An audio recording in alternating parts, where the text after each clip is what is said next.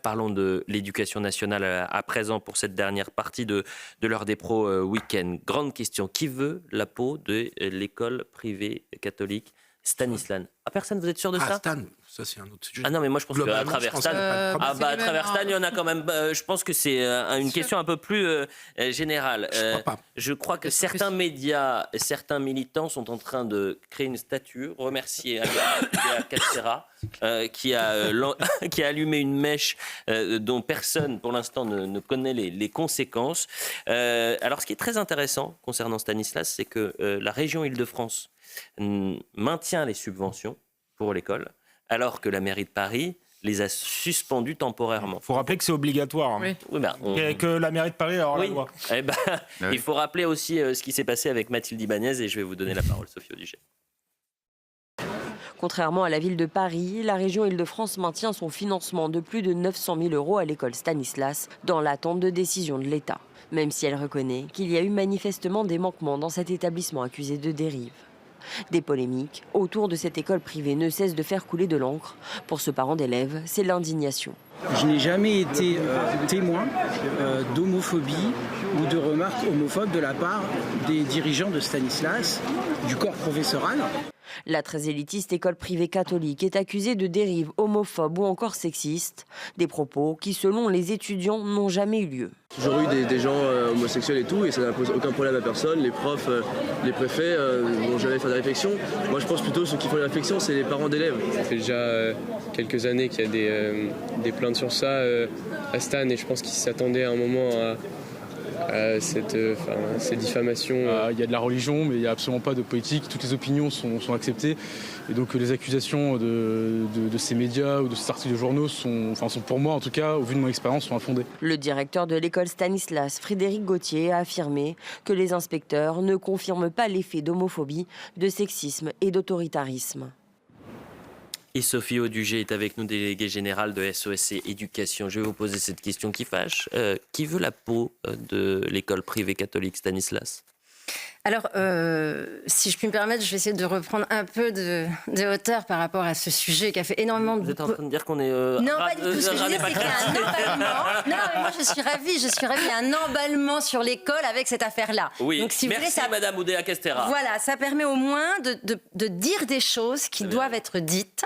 Alors, avant, parce que je vais peut-être après parler d'une approche un peu plus générale, mais en tous les cas, sur ce que vous venez de montrer, le rapport de l'inspection générale qui a interrogé énormément d'acteurs, c'est-à-dire des parents, des profs, des élèves, etc. Dans le rapport, c'était très clair, une majorité des élèves, on va dire la quasi-totalité des élèves, sauf ceux qui ont un problème avec l'école, confirment que dans les espaces de catéchèse, ils avaient la possibilité d'exprimer des opinions différentes. Je crois que c'est important de le dire, il faut aller lire le rapport, ça permet d'éviter de dire un peu des bêtises. Ensuite, pour ce qui est des faits qui ont été révélés et, entre guillemets, démontrés, l'école a pris des mesures disciplinaires immédiates parce que la personne a été renvoyée. Voilà. Donc ça, c'est important quand même qu'on soit clair là-dessus. Ensuite, je pense que ce qui emballe vraiment l'opinion publique et tous les médias sur ce sujet-là, c'est qu'en fait, on est au cœur de 4 énormes problèmes qu'il y a sur l'école.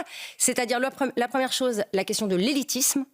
Et là, évidemment, la ministre n'a pas assumé qui elle était, d'où elle venait, et qu'elle voulait la meilleure des choses pour ses enfants, c'est-à-dire un niveau élitiste pour ses enfants, ce que tout le monde veut quand on est parent. Donc, et là, j'insiste, cette question de l'élitisme, elle se pose exactement de la même manière, dans les mêmes termes, avec les mêmes écueils, qu'on parle d'écoles élitistes publiques et d'écoles élitistes privées. La Cour des comptes, qui a produit un rapport en juin 2023, est extrêmement claire là-dessus. Le problème n'est pas le privé. Le rapport, il n'a pas été reporté par M. Moscovici. Non, mais c'était juste une petite parenthèse. Vous avez vu, je reste vraiment au ras des pâquerettes. Vous prenez la hauteur, moi je vous plonge. Non, mais vous avez raison, parce que justement, personne n'en a parlé. Et c'est aussi un sujet. Vous voyez, moi, je suis très étonnée que personne n'en parle quand même, puisque le rapport de la Cour des comptes, quand même, explicite ça de manière très claire. Donc, il y a une question d'élitisme. Ensuite, le deuxième sujet que ça pose, et également, je préciserai là-dessus, que le lycée Stanislas n'est pas du tout représentatif des établissements privés en France. Pas du tout. Hein, on est bien dans un lycée qui est un lycée élitiste, au même titre que d'autres lycées élitistes publics qu'on connaît bien, que ce soit Henri IV, plus grand, enfin, etc. Ensuite, le deuxième sujet que ça soulève, c'est la entre guillemets, guéguerre entre le privé et le public. C'est-à-dire, le privé coûte plus d'argent à l'État, les profs du privé sont plus avantagés que les profs du public. Tout ça est complètement faux. Vous allez là encore sur le rapport de la Cour des comptes qui vous montre très bien qu'au contraire, les profs du privé sont sont systématiquement moins bien payés que les profs du public, parce que d'abord, ils n'ont pas le statut de fonctionnaire, ils n'ont pas les abattements. On sait également que dans le privé, il y a beaucoup plus de ce qui caractérise des contractuels que dans le public, c'est-à-dire que dans le privé, vous avez à peu près, je crois, 17% de contractuels quand vous en avez 5% dans le public. Par contre, ce qui est sûr, et ce que mentionne également la Cour des comptes, c'est qu'ils ont une meilleure organisation, parce qu'ils peuvent peut-être s'organiser un peu plus librement, ce qui amènerait quand même plutôt l'État à prendre des mesures pour se demander, tiens, il y a des choses qui marchent bien là-bas, ça serait peut-être bien qu'on s'en préoccupe. Ensuite, il y a un autre sujet qui n'est pas neutre non plus, c'est le fameux sectarisme religieux. Puisque là, on a vu des gens titrer « Entrisme du catholicisme à Stan ». Alors Stan, c'est une école catholique. C'est quand même une blague. Hein. Je rappelle quand même que sur cette question-là également, la Cour des comptes mentionne que les autres confessions progressent comme elles n'ont jamais progressé dans l'enseignement privé. Hein, ça, c'est important de le dire aussi. Et elle précise également que, je vous le cite parce que je pense que ça vaut le coup, à cet égard, donc en parlant de l'enseignement catholique, l'enseignement privé, l'enseignement catholique apparaît dans une situation spécifique. Parmi les réseaux confessionnels, il est celui où la part du caractère propre religieux apparaît la moins marquée. Oui, je pense. D'accord ?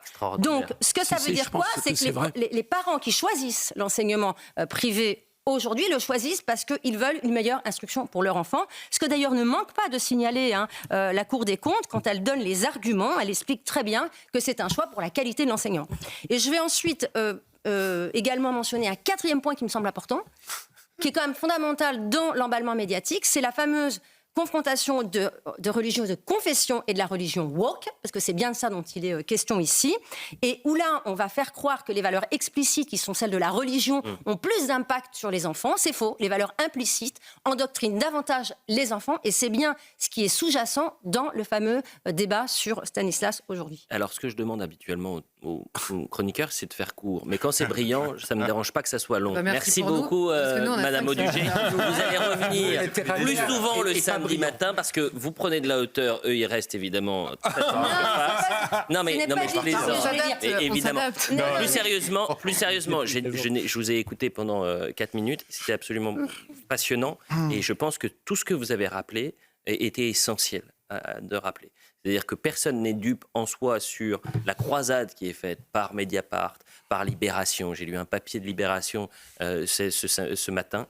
Allez lire ce qui est écrit sur Madame Oudéa Castéra, qui est comparée à Vous voulez qu'on lise Libération ? Miss Bean. Il y a Mr Bean et donc maintenant c'est Miss Bean de l'Éducation nationale sur Stanislas. Non mais vous vous rendez compte de la manière dont c'est présenté. C'était passionnant. Merci Madame Audugé. Monsieur Guibert, vu que c'est vous qui avez révélé. Vous avez révélé la semaine dernière en disant il y a peut-être un truc quand même, parce qu'elle nous parle de l'école littrée.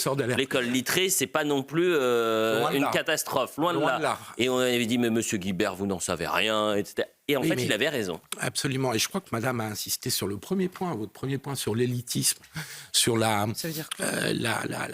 recherche d'un enseignement d'excellence qui va amener aux meilleures prépas et aux meilleures grandes écoles, est le cœur du sujet, en fait, dans cette affaire. Et qu'on a transformé ça sur un conflit entre école publique et école privée. Vous avez parfaitement raison de dire que dans les motivations des parents qui mettent leurs enfants dans les écoles privées, le motif religieux est de moins en moins important par rapport à ce qu'il était il y a 50 ans ou plus longtemps, et que c'est effectivement un autre type d'enseignement qui est recherché par les parents qui mettent leurs enfants dans l'école privée. Le sujet de l'élitisme, c'est celui qu'on n'a pas traité. Pourquoi on n'accepte pas de regarder la réalité en face ? Mais il y a un rapport de la Cour des comptes, je vais le lire, qui est que dans les centres-villes, et en particulier à Paris, dans les beaux quartiers, les écoles privées comme les écoles publiques ne sont là d'abord et avant tout pour emmener les gamins dans les meilleures prépas et dans les meilleures grandes écoles. Et c'est ça qui devrait être souligné à travers la question de Madame. Ce qui devrait être souligné, ce qui a été mis en lumière, c'est que l'école privée aujourd'hui, c'est l'excellence. Ce sont des valeurs. Pas toujours. Ce sont très souvent, à 99,9, ce sont des valeurs. C'est un respect. C'est un respect de l'enseignant. Si vous êtes mauvais, si vous êtes turbulent, vous dégagez. Le ministre a mis ses enfants dans cette école, mais elle ne pouvait pas le dire parce que si elle le disait, ça pose problème. Mais non, elle a ouvert la boîte de Pandore, c'est fini. Le sujet, il est là.